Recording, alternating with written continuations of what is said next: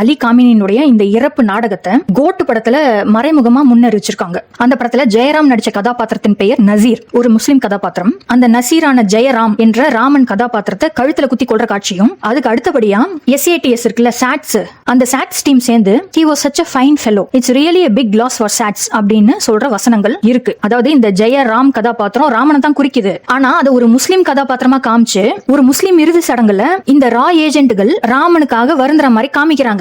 இதேதான் இப்ப நிஜத்திலயும் நடந்திருக்கு. இப்போதைக்கு இந்த அலி கமேனிய ராமனை குறிக்கிற கதாபாத்திரமா கருதி 9/11 அன்னைக்கு இவன் இறந்து போயிட்டதா யூதர்கள் பரப்பியிருக்காங்க. கோட்டு படத்துல இஸ்லாமிய இறுதி சடங்குல இந்த SATS டீம் மெம்பர்ஸ் வருத்தம் தெரிவிக்கிற மாதிரியே நிஜத்துல நம்ம ஊர் ஆன்டி கிரைஸ்ட் வந்து அலி காமினி என்ற ராமனுக்கு இரங்கல் தெரிவிக்கிறார். ஒரு இரங்கல் செய்தி. ஈரானுடைய பெருந்தலைவர் இன்று அதிகாலை இஸ்ரேலுடைய தாக்குதலில் அவர் குடும்பத்தோடு இறந்துவிட்டார். அவரது மறைவுக்கு ஆழ்ந்த இரங்கலை தெரிவித்துக் கொள்கிறோம். இது என்னுடைய பர்சனல் லாஸ், என தனிப்பட்ட இழப்பாகவே நான் கருதுகிறேன். அந்த அளவுக்கு அவர் வந்து ஒரு அருமையான மனிதர், நைஸ் மேன், ரொம்ப தெய்வீக தோற்றம் கொண்டவர். அவருடைய அதாவது ஈரானுடைய ஸ்பிரிச்சுவல் லீடரும் அவர் தான். இப்போனா ஒரு முக்கியமான புள்ளி.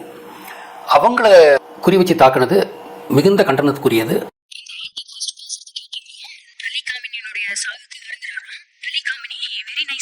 இவருடைய ஸ்பிரிச்சுவல் தலைவரே அலி காமினி தானோ. அதாவது இவருடைய ஸ்பிரிச்சுவல் தலைவர் வந்து சிவனோ, முருகனோ, அகத்தியரோ, ராவணேந்திரனோ, கிருஷ்ணனோ கிடையாது. இந்த ஆன்டி கிரைஸ்ட் ஃப்ரீமேசனுடைய ஸ்பிரிச்சுவல் லீடர் வந்து ஈரானிய யூத ஃப்ரீமேசனான அலி காமினி. அதனாலதான் இவர் வருத்தம் தெரிவிக்கிறார். அது மட்டும் இல்ல, இந்த யுத்தத்துல தமிழர்களாகிய நாம் வந்து ஈரானுக்கு ஆதரவு தெரிவிக்கணுமா. 2009 இலங்கை சிங்கள அரசுக்கு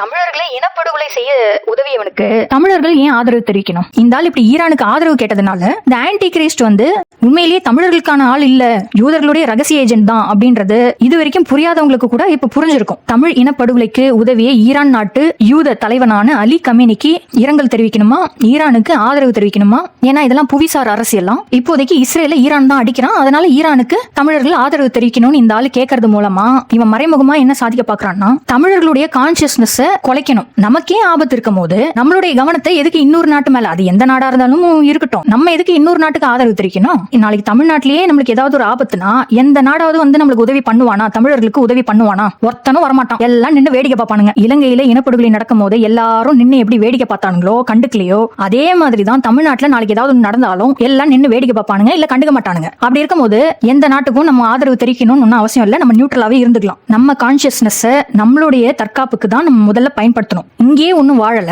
இதுல என்ன இன்னொரு நாட்டுக்கு ஆதரவு தெரிவிக்க வேண்டிய கேடு நமக்கு இருக்கு?